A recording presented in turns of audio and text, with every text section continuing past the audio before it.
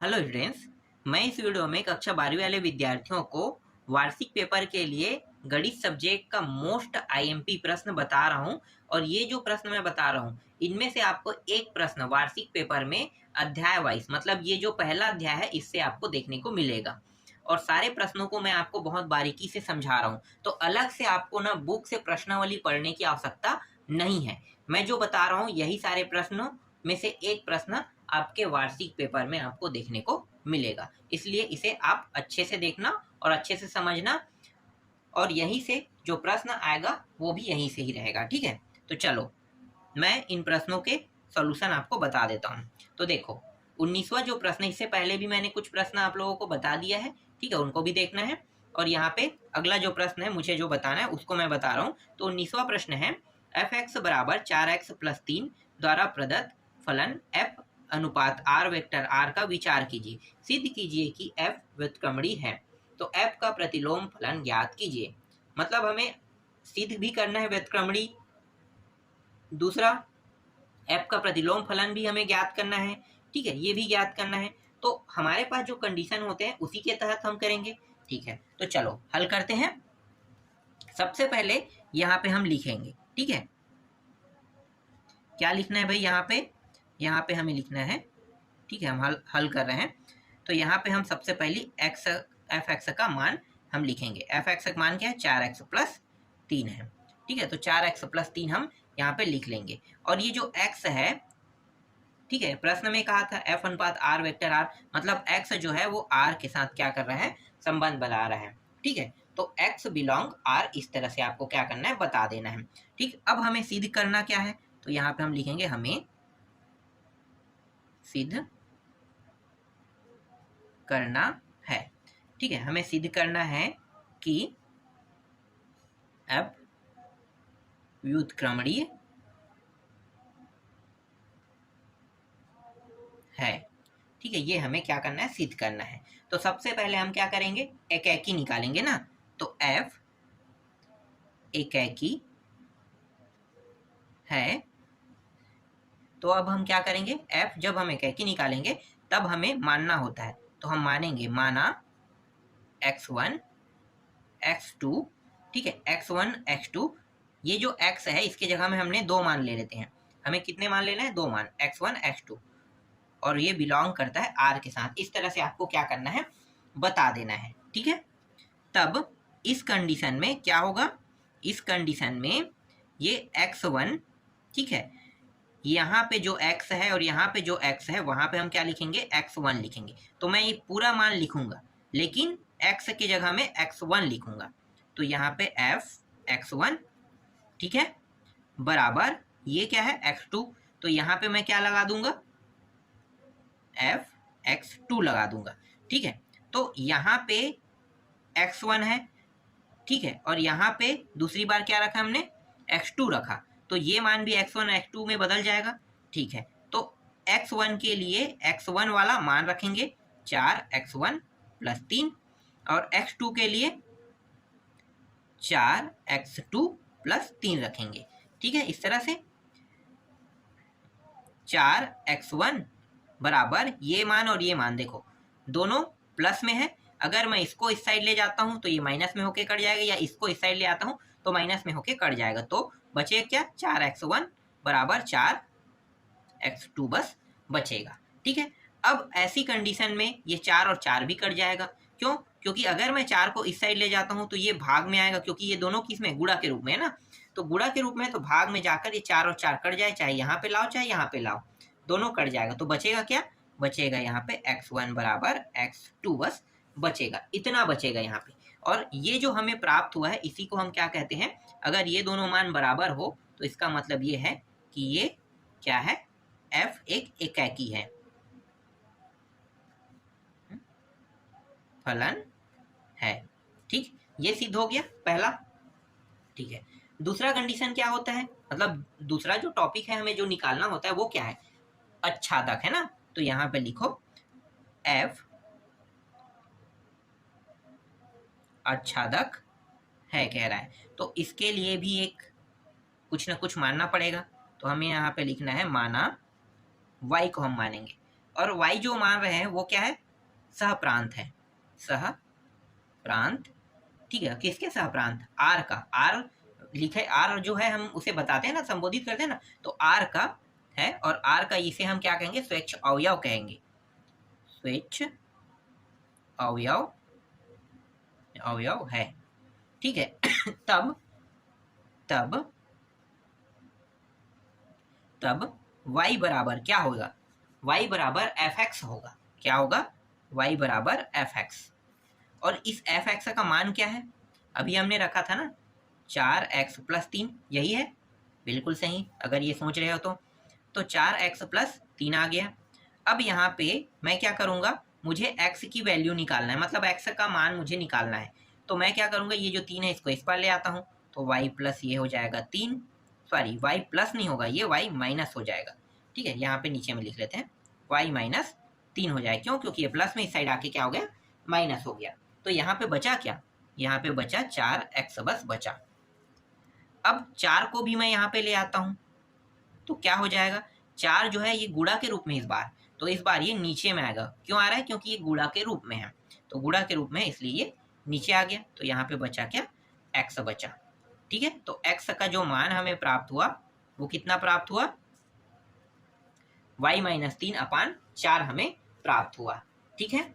अब हम क्या करने वाले हैं भाई, अगला जो हमारा स्टेप रहेगा वो होगा fx को लेना, fx को हम ले लेते हैं, और fx का मान क्या है, 4x + 3 है, और ये x का मान क्या है, y - 3/4, इसको हम यहाँ पे रख देंगे,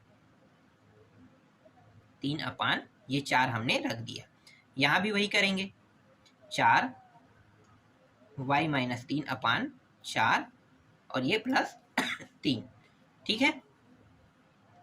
इसको हल करते हैं, तो हल करो, तो ये 4 और ये 4 देखो ये दोनों गुणा के रूप में है, मतलब ये कट जाएगा, तो बचे क्या, ऊपर में y - 3 और प्लस 3, और यहाँ पे ये 3 भी कट गया, तो बचा क्या, y, मतलब ये जो y जो प्राप्त हुआ है ये क्या दर्शा रहा है, ये दर्शा रहा है कि ये जो फलन है वो क्या है, आच्छादक है, ठीक है। क्या दर्शा रहा है, आच्छादक है, ये दर्शा रहा है। तो यहाँ पे हम लिख लेते हैं, अतः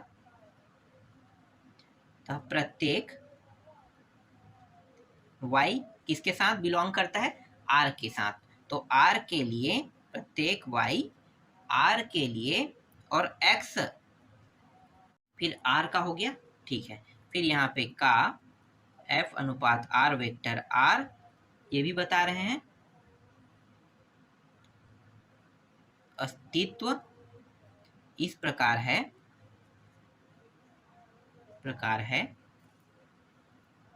कि fx बराबर y। इसका मतलब क्या है, इसका मतलब ये है कि f क्या है, f आच्छादक है, ठीक है। ये भी क्या हो गया, सिद्ध हो गया, ठीक है।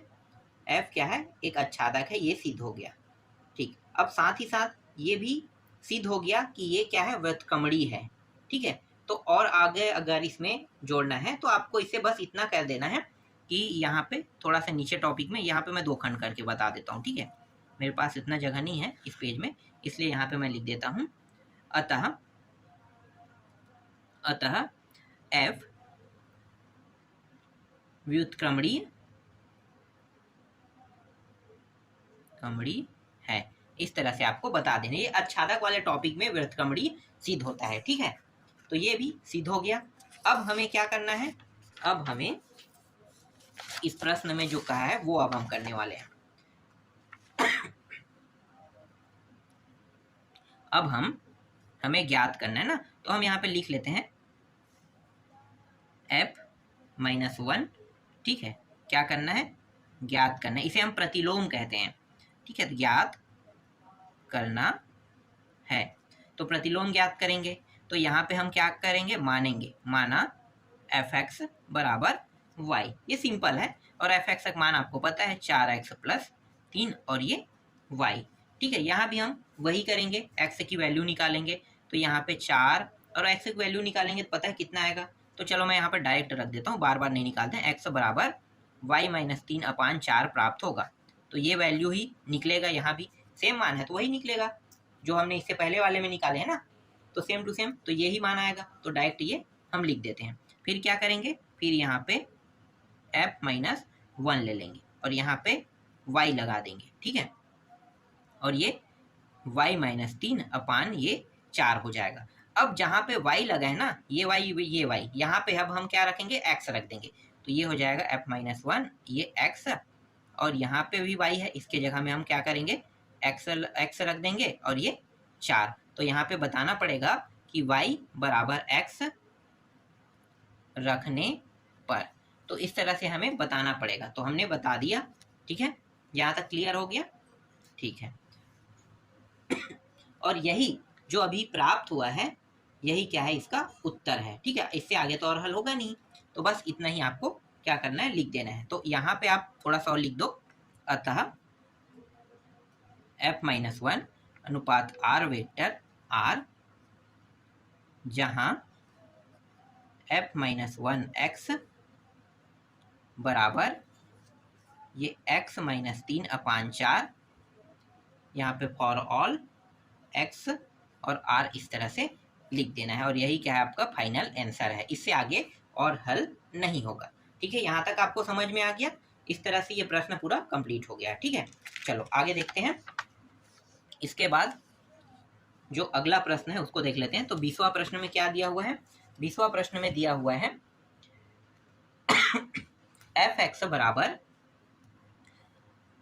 x का वर्ग प्लस 4 द्वारा प्रदत्त फलन f अनुपात r प्लस, ठीक है, इस बार प्लस में है, वेक्टर 4 और दिया हुआ है इन्फिनिटी पर विचार कीजिए। सिद्ध कीजिए कि f व्युत्क्रमणीय है तथा f का प्रतिलोम f-1y बराबर अंडर रूट के अंदर y-4 द्वारा प्राप्त होता है, जहां r प्लस सभी ऋणोत्तर वास्तविक संख्याओं का समुच्चय है, ठीक है। तो इसके लिए अब हल करते हैं। तो चलो इसके लिए भी हल कर लेते हैं। तो हमें क्या करना है, पहले हमें f(x) के मान को लिखना है, ठीक है। तो f(x) का मान क्या है भाई, तो लिख लेते हैं, एक मिनट यहाँ पे।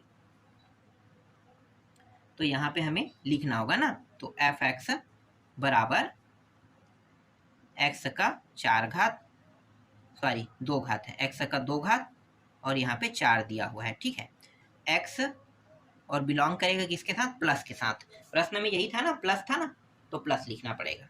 अब डायरेक्ट यहाँ पे लिख लो f एकाकी है, ठीक है, f एकाकी है। तो यहाँ पे क्या करेंगे, मानेंगे, और मानेंगे क्या, आपको पता चल गया होगा, x1 और यहाँ पे x2, फिर बिलोंग और ये r प्लस लिख देंगे। चलो फटाफट बनाते हैं इसको, ये हो जाएगा। और दूसरी तरफ हमें क्या रखना होता है, x2 रखना होता है। तो इसकी वैल्यू क्या होगा, ये वाले मान के साथ करेंगे। तो x का वर्ग 1 प्लस 4, ये x2 का वर्ग प्लस यहाँ पे 4 कर देंगे, ठीक है। ये और ये कट जाएगा, तो यहाँ पे बचेगा क्या, x1 बराबर x2 और दोनों का क्या बचेगा, वर्ग वर्ग, इस प्रकार से बचेगा, ठीक है, इस प्रकार से बचेगा। अब इन दोनों को एक साइड में ले आते हैं, ठीक है। तो ये क्या हो जाएगा, x1 वर्ग माइनस x2 का वर्ग, इस तरह से। और ये बराबर यहाँ पे क्या रहेगा, जब इस साइड आएगा तो यहाँ पे कुछ नहीं, 0 बचेगा। इसको और कैसे लिख सकते हैं, इसको हम लिख सकते हैं x1 प्लस x2 इस तरह से, और x1 माइनस x2 ऐसे भी हम इसे लिख सकते हैं। किस प्रकार से, सर्वसमीका से। सर्वसमीका आपको पता होगा, ठीक है। तो इस सर्वसमीका के तहत हम इसे इस प्रकार से लिख सकते हैं। अब ये वाला जो मान है ना, इसको हम इस साइड ले आते हैं जहाँ पे 0 है। तो ये गुणा के फॉर्म में मतलब क्या होगा, ये 0 को भाग करेगा, और 0 को कोई भी संख्या भाग करेगा, उसका मान क्या प्राप्त हो, 0। तो यहाँ पे बचा क्या, x1 माइनस x2 बस बचा, और ये 0। अब ये वाला जो मान है x2 जो है वो किस में, माइनस में है। अगर हम उस साइड ले जाएंगे तो क्या हो जाएगा, ये उस साइड जाके प्लस में हो जाएगा। तो यहाँ पे आ गया x2। तो x1 बराबर x2 यहाँ पे प्राप्त हो गया, ठीक है। तो ये क्या साबित कर रहा है, ये साबित कर रहा है कि ये क्या है, एक एकाकी है। तो यहाँ पे इस तरह से बता दो, f और ये r प्लस और प्रश्न में दिया था 4 अनुपात इन्फिनिटी भी दिया था ना, तो हम उसको भी लिख लेते हैं इस तरह से क्या है, एकाकी है, एकाकी है। ठीक है, तो ये एकाकी सिद्ध हो गया। ठीक है, अब अच्छादक सिद्ध करते हैं। तो यहाँ पे लिखो अच्छादक। ठीक है, एफ अच्छादक है। तो मान लेते हैं भाई, माना y ही मानते हैं अच्छादक के लिए। तो माना y, और यहाँ पे कितना दिया था, 4 और इन्फिनिटिव उसमें भी दिया है ना, तो 4 और इन्फिनिटिव का क्या लिखेंगे, स्वेच्छ अवयव है, अवयव है, इस तरह से हम लिखेंगे। तब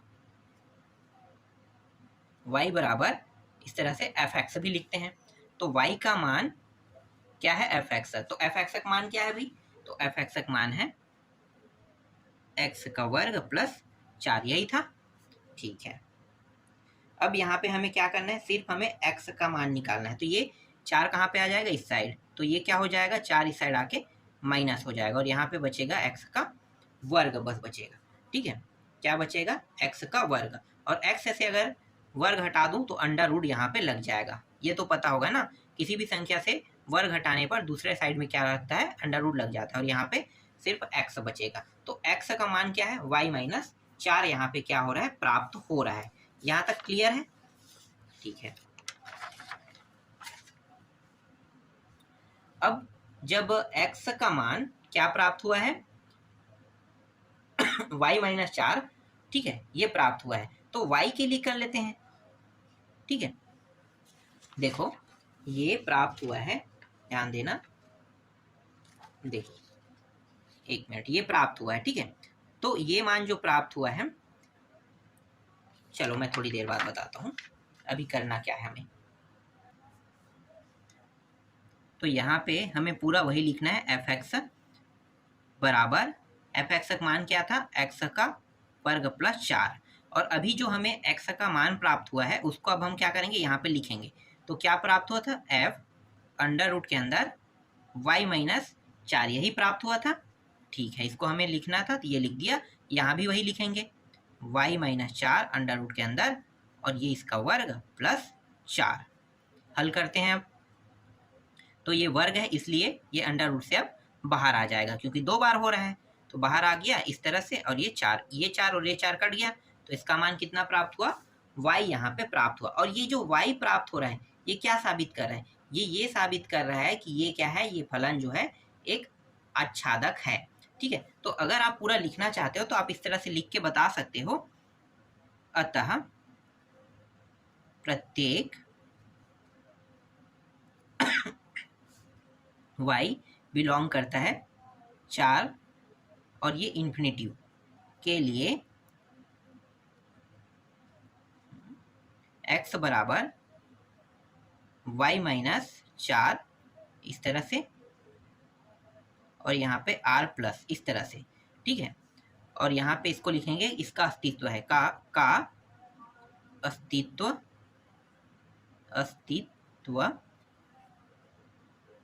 इस प्रकार है कि एफ एक्स बराबर y, तो f अनुपात r प्लस 4 इन्फिनिटिव क्या है, अच्छादक फलन है। ठीक है, ये साबित हमने कर दिया, तो ये इस प्रकार से आपको लिख लेना है। अब व्युत्क्रमणी भी सिद्ध करना था ना, तो वो भी सिद्ध हो चुका है, इसी में सिद्ध हुआ है। तो यहाँ पे हमें लिख लेना है, अतः f अनुपात r प्लस 4 और इन्फिनिटिव क्या है, एकाकी भी है, अच्छादक भी है, दोनों हमने सिद्ध कर दिया, दोनों क्या है, फलन है, इसलिए f क्या है, व्युत्क्रमणीय है। इस प्रकार से आपको पूरा लिख देना है। ठीक है, ठीक चलो अब प्रतिलोम ज्ञात करते हैं। तो यहाँ पे लिखो f माइनस 1 क्या करना है, ज्ञात करना है। तो ज्ञात करेंगे, ठीक है। ज्ञात जब हम f प्रतिलोम ज्ञात करेंगे तो इसके लिए क्या करते हैं, एफ एक्स बराबर हम y लेते हैं और पूरा x का मान वही मान हम निकालेंगे। देखो x का वर्ग प्लस यहाँ पे 4 था और यहाँ पे क्या है, y है। तो x का डायरेक्ट मान मैं यहाँ पे निकाल लेता हूँ, जो निकला है वो अंडर रूट के अंदर क्या था, y माइनस 4 था। तो यही निकालते, तो ये निकल गया है तो डायरेक्ट हम लिख लेते हैं, ठीक है। फिर से निकालेंगे तो यही मान प्राप्त होगा हमें, तो मैं डायरेक्ट यहाँ पे लिख लेता हूँ इस तरह से, ठीक है। ये मान हो गया।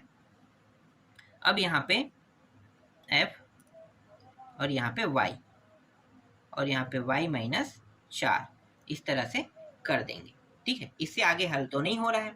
और इससे पहले वाले प्रश्न में हमने क्या किया था, x रखा था ना, तो x रख लेते हैं यहाँ भी, f माइनस 1 जहाँ पे y है वहाँ पे x और ये x माइनस 4 हो गया।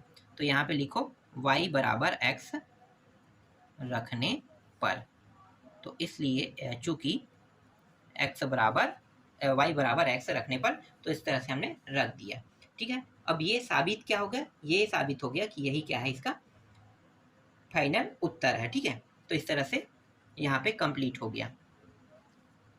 तो ये लिख दो यहाँ पे आंसर, आगे और हल करने की जरूरत नहीं है, ठीक है। इसके बाद अगले प्रश्न को देखेंगे।